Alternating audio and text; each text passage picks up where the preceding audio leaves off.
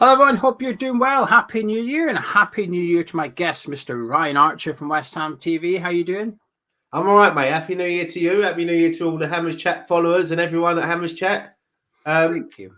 No, it's all right, mate. It's hopefully New Year, New West Ham. We're unbeaten in 2023 so far, so we're on the up. I like that. That's positivity. Mark Noble starts his job today. Mark Noble's first official day in the job as sporting director. Mate, best year so far for me. Unbeaten, and Mark Noble's back. So I'll tell you, mate. But yeah, no, I'm excited for him to start. It's exciting. Looking forward to seeing what he's actually going to bring to the football club. I'm not really sure what his role involves. Like, I don't think anyone really knows. I think he's a bit of everything. So, but look, if he can bring a little bit of fight back, a bit of positive, especially with the fan base and the dressing room as well, then yeah, it's all good. It's all good, mate. Positive news. We're unbeaten and Mark Noble's back. That's two positive things so far. Can we just end the year now? We're fourth from bottom, so we ain't getting relegated. We'll end the video here as well. Thanks for joining us. I'm looking forward to it, actually. Do you think there's a lot of pressure on him now? Because, I mean, when he accepted the job, when this job was sort of made for him, we were coming off the back of spending 180 million in the transfer window, expecting to have a comfortable season, in European football that we had a chance of winning. So he accepted the job, and now it's like, hi Mark, we're battling relegation. Addison Ashby, one of the younger players, wants out. The manager's under pressure. I mean, his job's changed drastically since he signed the contract to start in the job. Yeah, he probably thought he was going to come back in January, put his feet up for the rest of the season, shake a few hands in the corporate boxes, and that's it. But yeah, he's come back and it's a totally different club to when he left. So he's got a bit of a job on his hands. Whether he's going to be involved in transfers, and I sort is he sort of like the go-between between the manager and the board and the players and the manager. I mean, you might as well just give him the armband back and give him his boots. I think we need him. But yeah, no, it's going to be good seeing him back at the football club. Because I think that someone like Declan Rice might get a little bit of a lift. Because I think Rice has been missing Mark Noble. I think a lot of people have been missing Mark Noble around the club. So it'd be nice to have him back. Obviously, he can't change anything on the pitch. But look, if he can get in that dressing room and just G him up a bit, have a word with him, because something's missing. I think a lot of people didn't realise the influence that Mark Noble had at West Ham. I know we've lost a few big voices in that dressing room and the coaching staff as well. But for me, Mark Noble was a massive loss. And I think that shows, as I said, with Declan Rice, because I think there might be a little bit of an issue with Declan Rice in the dressing room. And I'm not doubting Declan Rice as a player. We know he's world class. He's a brilliant player. But I think when you've got your captain saying that he basically wants out of the football club, he's not signing a new contract, there are going to be other players that look at that and think, well, why should we respect him? So, and Declan Rice gives everything on the pitch. You see it the other night. He's trying to G the players up. But no, I just think hopefully Noble can get hold of him and say, look, if you're here for another 6 months, just do what you do. Someone needs to take a little bit of responsibility off of Rice as well. I think giving him that armband is a massive responsibility. Last season, he was team captain. He done brilliant, but he had Noble doing all the stuff off the field. This season, he's doing it all. Maybe another senior player could take that on. Maybe Mark Noble could do that again. Maybe give it to someone like Aaron Creswell or Bonner, just to take that little bit of pressure off him, because I think he's got too much pressure on him at the moment, Declan Rice. Yeah, in regards to Noble, I'm intrigued to see what his role is, because usually a sporting director or a director of football, whatever you want to call it, but sporting director is his official term. He's involved in the transfers. He's involved in, the appointment of the manager, the sacking of the manager potentially. But I don't know if he's experienced enough for that job yet. And it's one of them where you can't go and get a qualification to be a sporting director. It's not like a coach. You go do your badges, and at the end of it, you get your badges. You're now qualified to be a coach in football. But sporting director, there's no such thing. You have a look at the sporting directors around the Premier League, and all their backgrounds are completely different. Some of them have come through football. Some of them have come through economics. Some of them have come through like trading stocks and shares, but they're able to use that analytical side in football. They're able to transfer their skills. And this is where Mark's a people person. He's got that leadership and stuff, and that's his qualification for the job, if you like. But in regards to how do you handle this? It's a lot for him to handle in one go. And a few months ago when it was announced, I thought, oh well, and it's fine. The club's in quite a stable place at the minute. It's quite a good gig, like you said. He's probably expecting to come in, put his feet up, and be the face of the boardroom, and that was it. I don't have to worry about the manager. He's fine. The coaching staff's fine. We've got a good squad there now. The youngsters are doing okay. The academy's sorted. But now it seems to be everything's just falling down at once, really. It's plate spinning, isn't it? He's got to keep them all going. And at the minute, they're all just starting to wobble a little bit. Now, for Mark Noble, well, it's impossible not to talk about David Moyes, really, in this podcast, Ryan. And the Daily Mail sort of suggested that the three potential successors are Marcelo Bielsa, Pochettino, and Tuchel. But before we do that, what's your stance on Moyes at the minute? Well, quickly going on about Noble, it wouldn't surprise me if Sullivan says day one, go and sack David Moyes. That's your first job. But no, look, people that know me and follow me, they know that I've backed David Moyes. I've always wanted him to turn it around because I think he's given us some great moments. I think he united the fan base again. When it was very toxic at one point at West Ham. He's come in, he's galvanised. He got players that were out of form, playing really well. So I've always wanted him to turn around. But look, it's a results business at the end of the day, and the league form over 2022 don't lie. I mean, Europe obviously was brilliant. To get to a semi-final of the Europa League, no one even thought we was going to get out of the group. So they're memories for life. And I said this the other day on our thing after the game, is that in a few years' time, when David Moyes is not here, I want him to feel like he can come back to the football club, and I want people to. I don't want it to turn toxic against him because I think he has been a good manager for us. You only got to look at his record; he's the highest win percentage of all Premier League managers.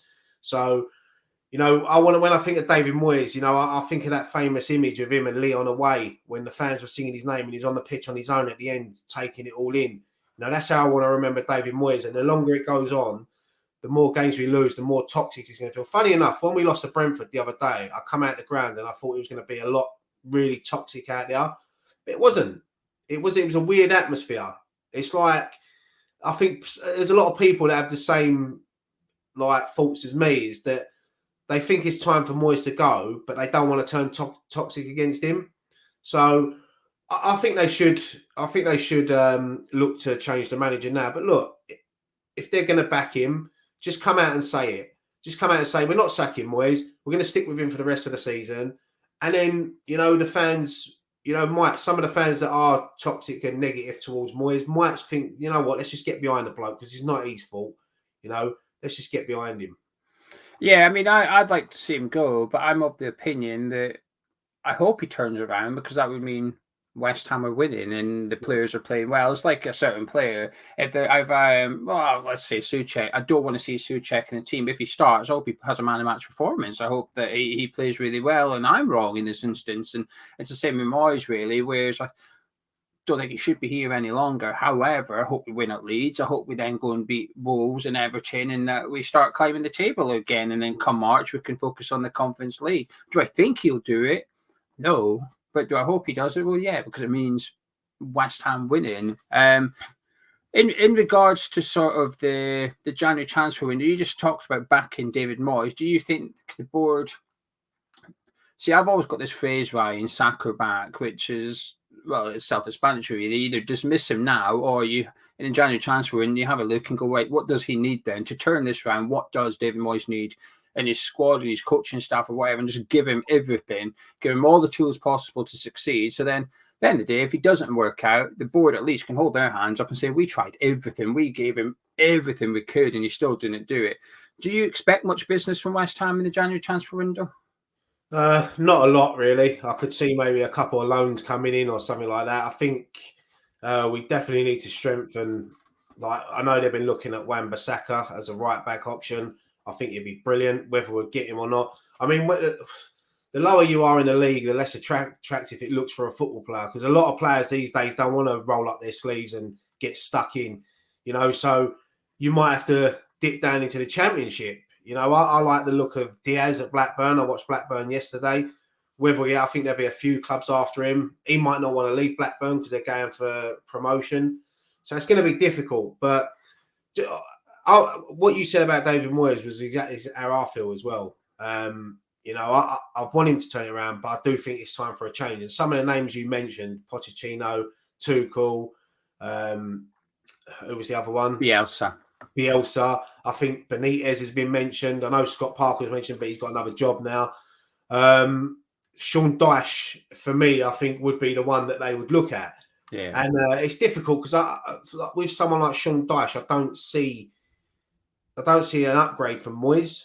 I just see it as it'll be a fresh face in. It'll give the players a lift for a couple of games, and then it'll be back to square one. I think if West Ham, I'd rather them not spend no money in January and just go for say like a Thomas Tuchel and just say, yeah, we'll pay you what you want. Come in because there's a talented squad there to work with.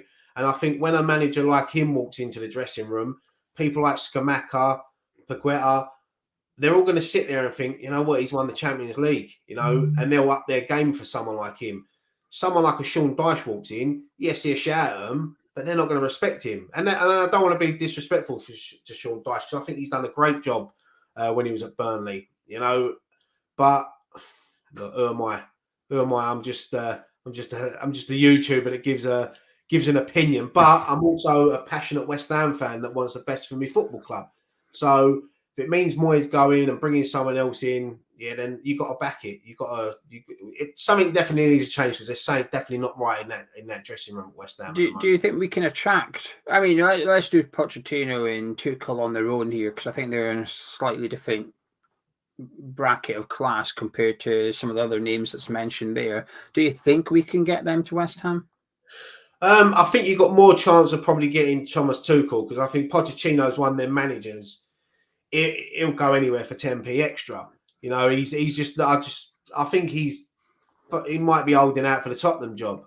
I really think because Conte at the moment, you know, you know what he's like. He goes somewhere and walk. I reckon he'll be gone in a few weeks' time, Conte, because the Tottenham fans are already starting to turn on him.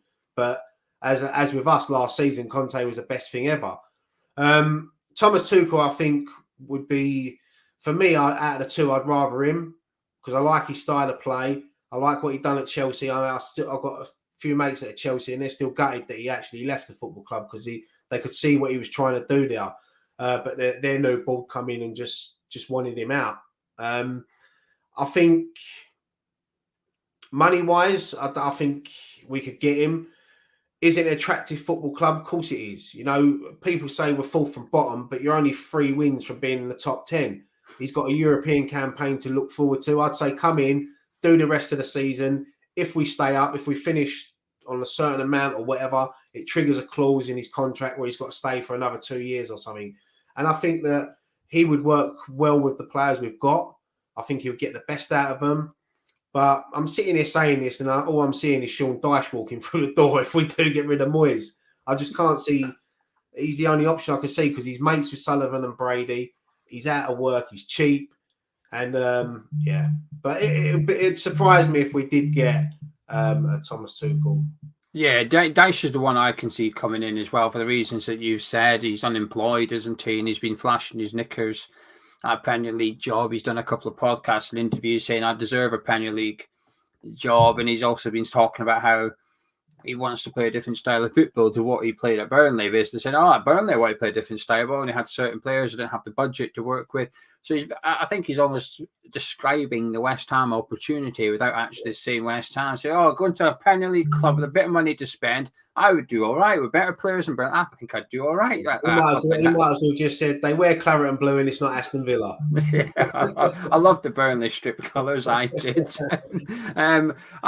I think the thing with Pochettino and Tuchel, I wouldn't be surprised if we got them, but I wouldn't be surprised if we couldn't get them either, because as a club, we should be able to lure managers like that because we are a big club, big fan base. We've just spent 108 million. We've got a big chance for Kitty. There's a potential sale of the club on the horizon as well. You just never know who's going to pick up West Ham. And then very quickly you could become maybe not quite Newcastle United rich, but your fortunes could change like Newcastle did just overnight. You've gone from having nothing to spend what you want, really. Here's a checkbook, go do what you want. And I think for a manager, that should be a very attractive proposition. But my worry is, Ryan, that we've got the board. I'm not convinced they could persuade one of those managers to come in and work for them at the club.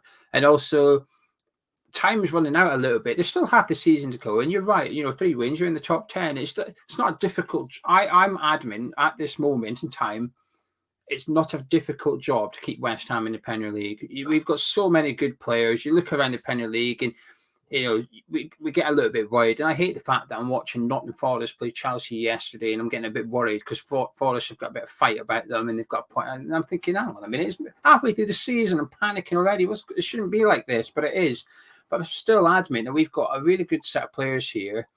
And this is why when sort of people talk about Moyes and keeping us up the first 2 times, I say, I think he did a good job to keep us up. But that's all. It wasn't fantastic or anything when compared. He came in and he had some good players to work with. It's the same for a new guy coming in.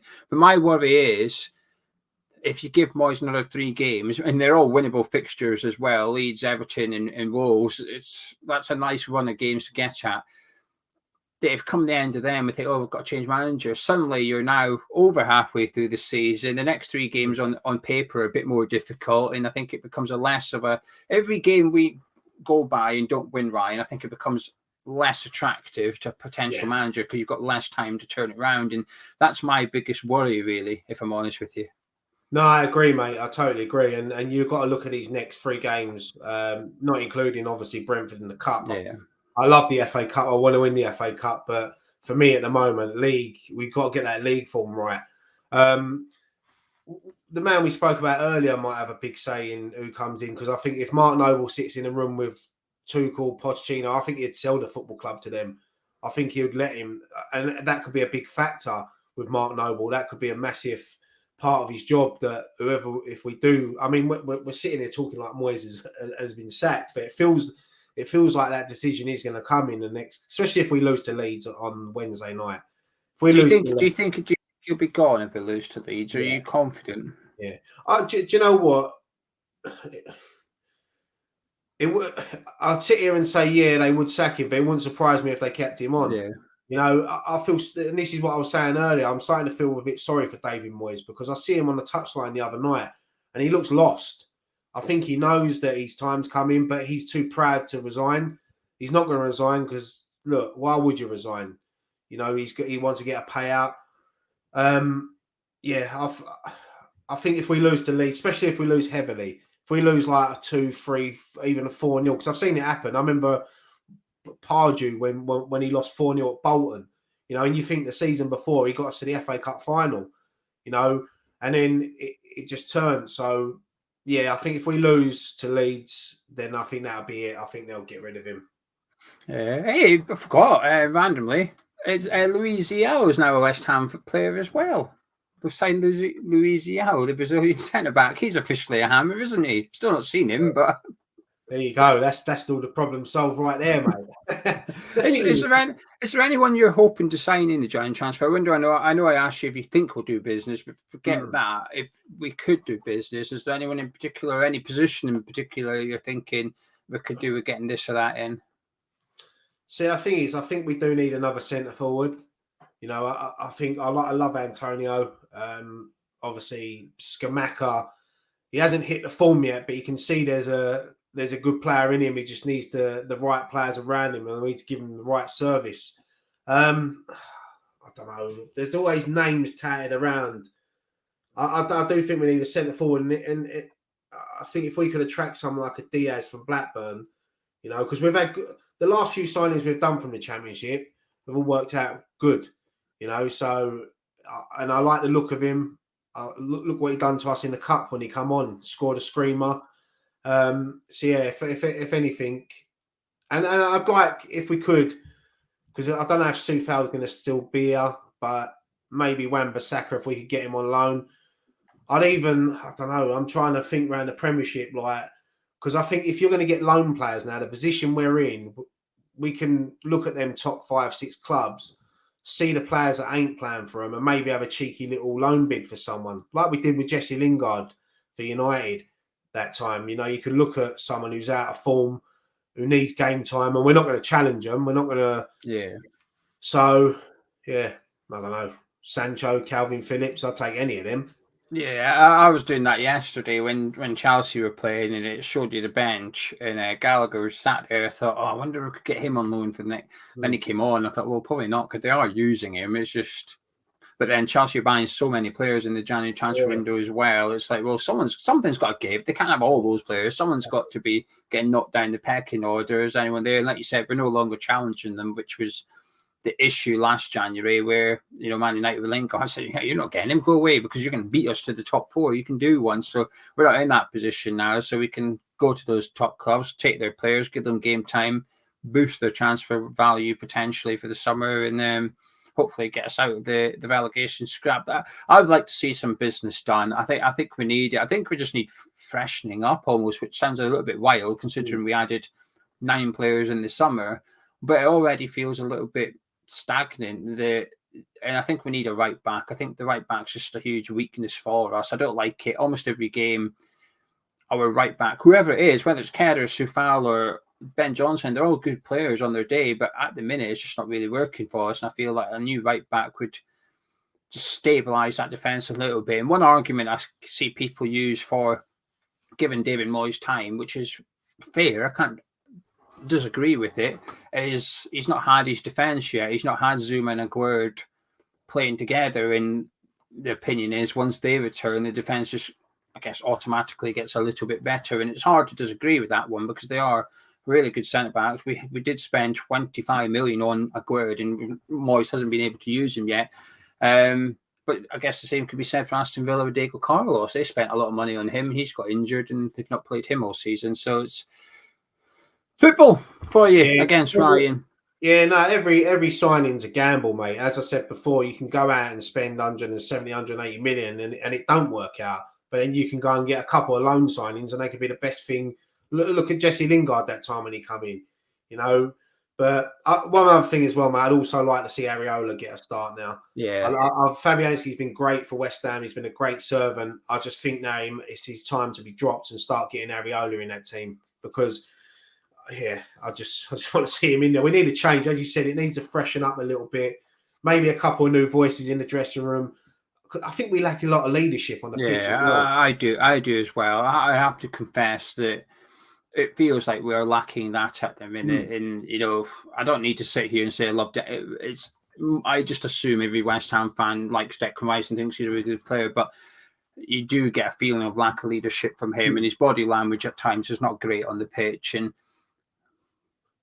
when you see players play, you want their captain to be geeing them up and stuff, and he seems to be quite downbeat a little bit. Oh, that's not good enough kind of thing. And it's not the best thing to witness when you're down the bottom scrapping. And like you said, it was okay last season because Noble was the captain from Sunday to Saturday, or Sunday to Friday rather, and Declan Rice to have on a Saturday afternoon, and that was it. And it was like an easy gig for Declan to some extent. But now there's a lot of pressure on him. Obviously, went to the World Cup as well, played for England non-stop. So he's just had a baby as well. There's a lot of pressure on him on the pitch and off the pitch. You see him in all the TV adverts and that now. And I'm not saying he shouldn't be doing them. What I'm saying is he's now a superstar. He's no longer just a footballer. He's a celebrity as well now. Him and Jack Grealish are getting dragged, sports director paying them money to be in their Christmas advert and stuff. And it's great for him as a person and a player. But it does just apply that bit more pressure on you. And I can't help but wonder if maybe we need a bit of a Kieran Trippier signing. When Newcastle signed him in January, he came in, armband straight away. There you are, you're the captain now. You lead this team because that's what we needed. And Newcastle's fortunes changed like that. And it wasn't just Kieran Trippier, but I'd imagine he played a hell of a part in it as well. And Everton have brought in Connor Cody, and it's pretty much the captain's armband. There you go, Connor. You're the skipper. So I do wonder perhaps when you go into the January transfer window, you're not only looking for a player, but you're looking for somebody that's just going to take control of the dressing room. Because I remember when Thilo Kehrer joined, David Moyes said, he's already one of the leaders in the dressing room. And I thought, well, that's a bit weird. He's only been here for about 2 weeks. And while it's good to see, it's a bit concerning that you needed it to some extent. And I always go back to what Dick Moyes said in the summer when we lost big characters. He said, he speaks about David Martin, and you do just wonder, would it really cost us that much to keep David Martin on for another season? He was only on a handful of £1,000 a week. He's never going to play, but just having that West Ham fan, that experienced player in the dressing room, that's just going to help lessen the impact of Martin Noble departing. And it just feels like we've lost a little bit too many voices in one go, and it's showing itself on the pitch a bit. So just turn our attention to tomorrow night, Ryan, quickly. Not tomorrow night, Wednesday night against Leeds. How do you see that going? You're like me, mate. I don't know what day of the week. I hate this period over Christmas and New Year. I don't know what day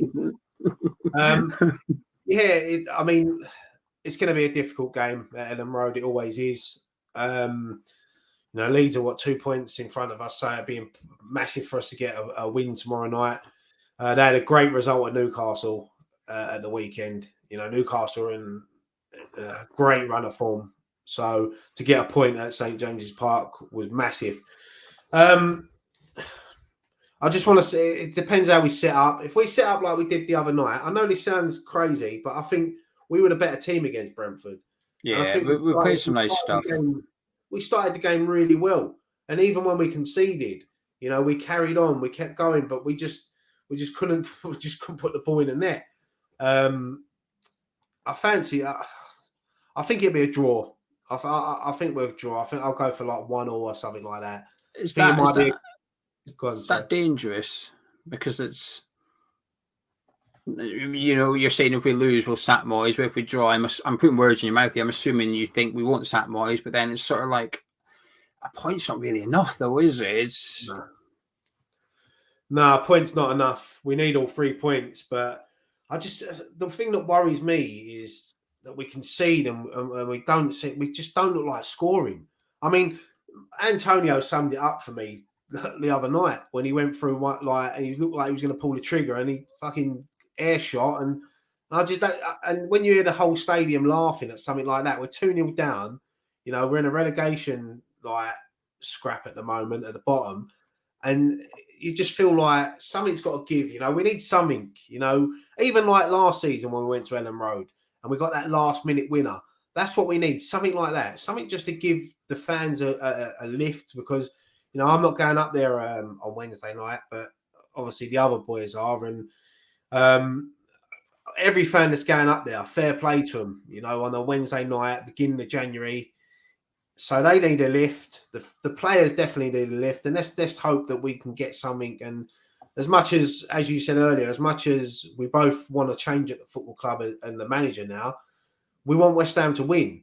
So listen, if we can get a couple back-to-back wins, push us up the table a bit, take the pressure off the players, and hopefully we can get a result out there, mate. But I'm just going to sit on the front. I fancy a 1-1 draw. I think it'll be one of the games where we find ourselves 1-0 up and we'll concede like a 93rd, 94th minute goal. Something stupid like that. Well, Ryan, thank you very much for joining me. I massively enjoyed it.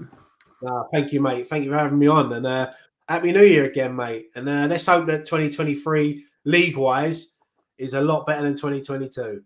17th and winning the Conference League. It's all we ask for. It's not much, is it? Mate, we've been spoilt the last 2 years. We've got our West Ham back now. This is the West Ham we grew up loving. Just a reminder, isn't it? Even when you're good, you're still crap. Yeah, exactly. But if you enjoyed this at home, please do drop a like on, subscribe to the channel, and obviously, I'm assuming you've already subscribed to West Ham Fan TV, but if not, the link to their channels in the description below, and their latest video will be on your end slate in about 5 seconds' time. I'll catch you in a bit.